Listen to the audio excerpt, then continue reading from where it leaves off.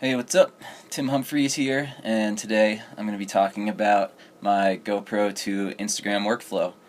Get a lot of questions on my Instagram account, at Tim Humphreys, if you haven't been there. Like, oh, how does your quality of your videos look so good? I always shoot these videos, but they always seem to be kind of like pixely or whatever. Today I'm going to go through exactly how I get my videos from my GoPro to Instagram. Aside from the obvious keep your screen clean, this is actually a little Sennheiser mic I'm testing for Hero 4 right now. This thing's pretty cool, waterproof. So other than like obviously keep your screen clean, use the frame housings, less glass in between your lens and the shot. Let's say all your footage is clear. How do we get it from your GoPro to Instagram and keep the quality? And a lot of that has to do with export presets and even how you transfer it from your computer to the phone. So, why don't we get into it? I have some clips that I shot in the backcountry on my buddy's GoPro, and I dropped them to this NAR box right here. So I'm going to get these clips onto the computer. Just got to plug it in to the USB. Otherwise, you can take your SD card, put it in a card reader, drop the clips, whatever you may be. So I'm going to plug this in right here.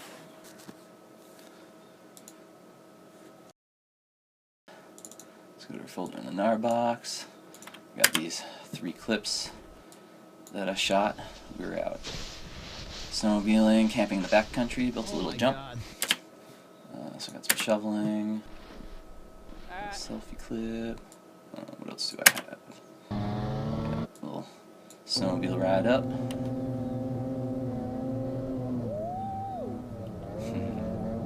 Alright. I have a folder already made for them. It is called 5-2 Blackwoods Camp. Got this folder called RAWs.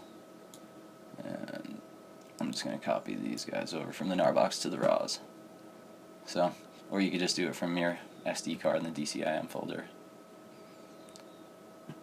So let those copy real quick. Alright. Secret to great GoPro footage is you gotta drink the Kool-Aid. To GoPro Studio we go.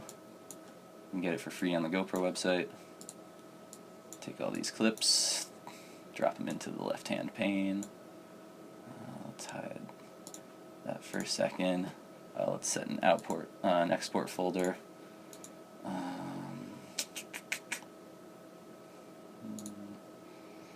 So let's go back to where the RAWs is.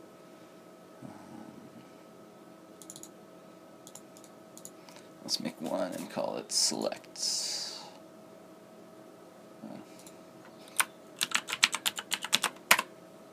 Alright, save it there. Put my headphones on so I can hear what we're doing. So let's call this TH POV shoveling. So in the advanced settings, check everything out. Source. Remember that for future clips. That's high. That's all good. You got one too? All right. Click OK in there. And let's just add this whole clip there. Let's call this one TH POV snowmobiling. Let's, like, right here is where it gets really cool. We wheelie up. So let's start the clip like right here somewhere. I'll set an in point. And then boom. Let's call it snowmobiling 1. Add that to the conversion list. So notice here 1920 by 1440 is the size. It's 4:3. It's actually a little bit taller field of view than your average 16:9, and I like the size for Instagram because it's just a little bit taller. It fits the square frame a bit better. Instead of just being this little strip right here, you actually get a taller field of view and it fills the square a little bit better. It's nice for that format. And then always as later, I'll discuss it in a future tutorial. You can take this 4:3 stuff and you can squish it down later to 16:9, basically turn it into the equivalent of a super view. So Nice little trick for the POV, but for Instagram today, we're just keeping it 4:3. So I like that little section where I jump off. Alright, so I kind of like that, a little kick into my bindings too. The guys over at Flow Snowboarding, they love that in the video, so throw that in there. Alright, great. So let's add that to the conversion list. And then let's get to this money clip. So I know what this one is. We're going to call it TH Handheld Cap 9.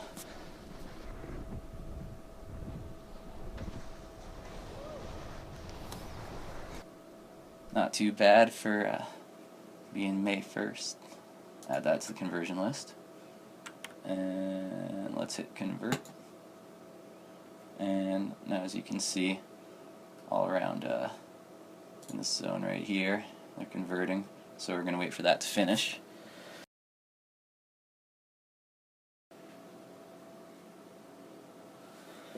Alright, and we're back. Done converting. We're going to go to step 2 edit pane. I don't know what this pop-up is, just hit cancel. We're not going to actually make the edit in this pane. I think this is where most people don't really understand what GoPro Studio is like really best used for. Like, yeah, there's a little timeline function down here, but you can like reformat your clips, do like a first round of like color correction and a bunch of other clip reformat things. So I'm going to jump in and show you guys what it's really all about.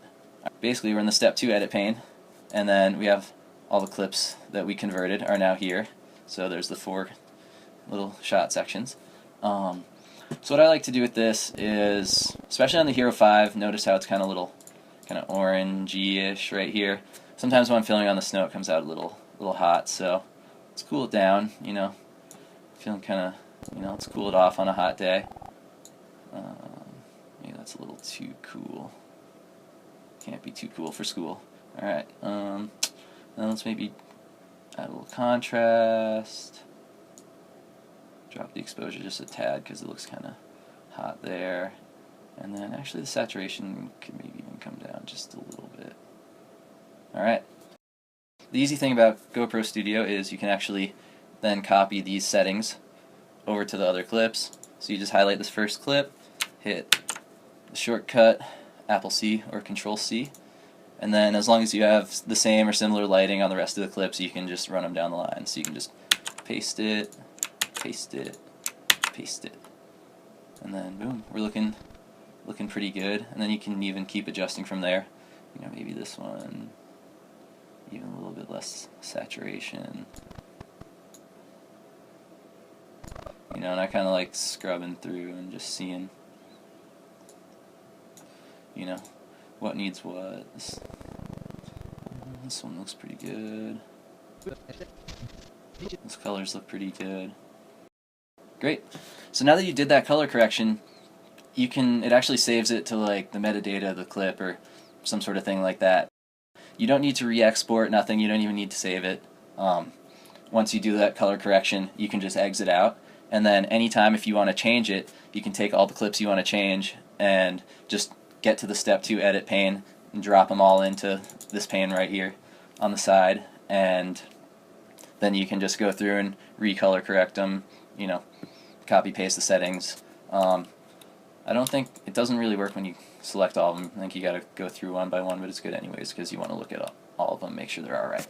Okay, now that we have our clips converted into our intermediate codec and we got them color corrected a little bit, let's throw them into Adobe Premiere and start cutting up a little edit for Instagram. You can X out of that, don't even need to save it. These are the RAWs that we started working with. That's that folder I accidentally made. Yeah, this is what we started with, and now we got these ones down here. And let's open up Adobe Premiere and we'll start a brand new project from scratch. Tell you guys about what settings are good to use. I'll make a new project. Let's just name it Untitled. You can name it whatever you want. Okay. Whatever. Insta. Looks good. And then, so I have a couple presets on here. I I got a 1080p, a 1440p, a 960p sequence preset. We're going to use the 960p because your phone, this little guy right here, they don't really like videos bigger than 1080p, and 1440 is 1080 but taller, and so your phone kind of maxes out at 1080. So for our Instagram export, we want it to be 960, and it doesn't really matter what size our source footage is. We'll resize it to fit because it'll look good because we're shrinking it, not expanding it. Let's get into the settings a little bit more. Here's the important stuff. Time base 29.97, frame size 1280 by 960, frame rate 29.97, pixel aspect ratio, square pixels 1.0, fields, progressive scan, audio samples, I kind of just leave it at whatever it's set at. What else? Let's go 30 FPS non-drop frame time code, preview file format. You can do QuickTime Desktop and then go to there's GoPro Cineform down here somewhere. So GoPro Cineform, this is actually the codec that that's what the GoPro Studio exports to. That looks all good. Yeah, and what you can do is go to here, save preset, and I like to just make presets and save them because then my life is so much easier. Go out there and hit OK, and now we're greeted with a beautiful sequence. Notice how your sequence right here, it's that 4x3 box that I like to have, and it'll play nice on your phone. Let's get all of our clips right here and drag them into the timeline. Do not change the sequence settings. You want to keep existing always. Instagram gives you 1 minute, so what I like to do is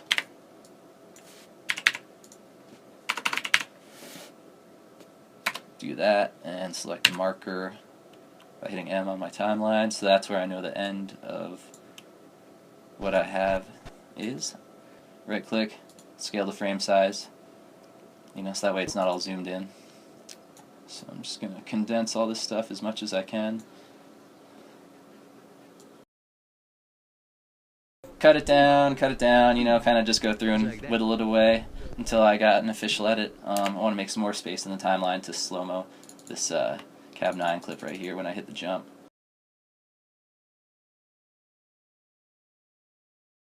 We got it filled out to 1 minute exactly on our timeline. We got all our beautiful clips. It's looking pretty good. We will go to File up here and Export Media. We got our export settings right here. We're greeted with this wonderful little box, and we have about 1 billion settings. Source range, work area, fit it to it. Notice how there's the black bars now. That's because our settings aren't right. You don't want to match sequence settings. You want to go to Format and click H.264, and then I have a custom template for it, or a preset, but I like to have it at 960p, 10 mbps. So let's just check out this preset that I've made.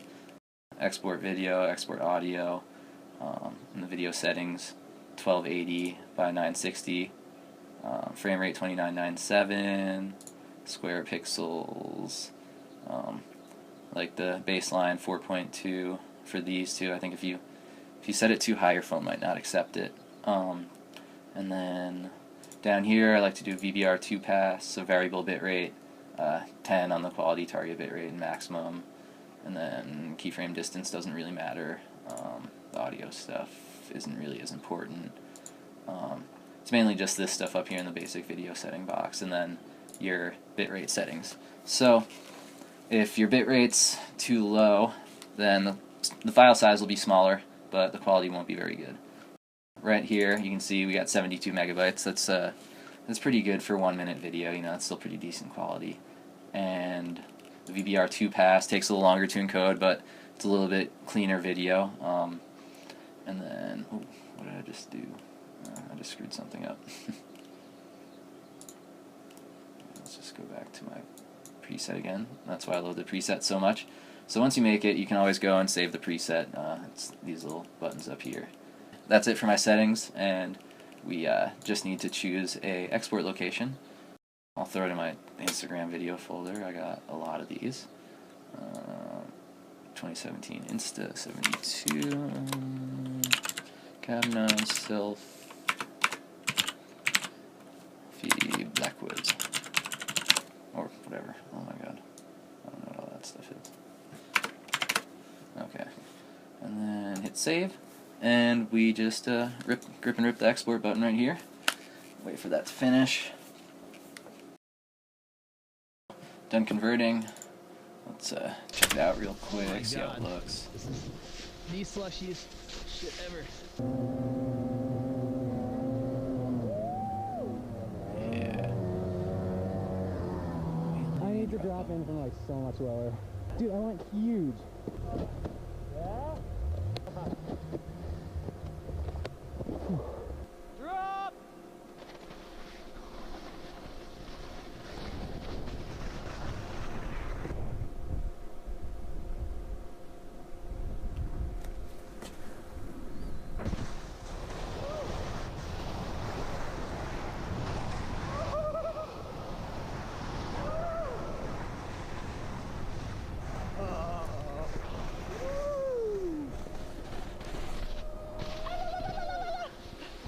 Baby!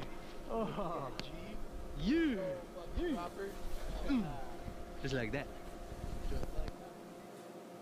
Alright, so yeah, once it's done, just go to the file, right click, go to share, and then click airdrop right here. And you can airdrop it to any iOS device. You can't email it because 72 megs, it's too big to email. You know, and there's a lot of ways that getting it between your computer and phone you can lose quality. So I recommend either airdrop or making a photos album and then syncing it to your phone through iTunes. I found those ways I'm able to get the videos on my phone, get no loss in quality. You ever notice if you text people photos and videos, they get compressed, they lose quality. Same with like phone to phone emailing videos and stuff, they always seem to get compressed and whatever. One of the biggest places that people lose out on their quality is, you know, they'll do everything right up until this point of getting it on their actual device, and then the way they choose to get it on their device just does not transfer over. Super important, you know, got to make sure you don't lose quality at any of the steps, and once you put it on your phone, it'll be beautiful and crisp and clear. Yeah, hopefully you guys learned some stuff from this little tutorial, and hit me with a follow on Instagram at Tim Humphreys, and that's it for today.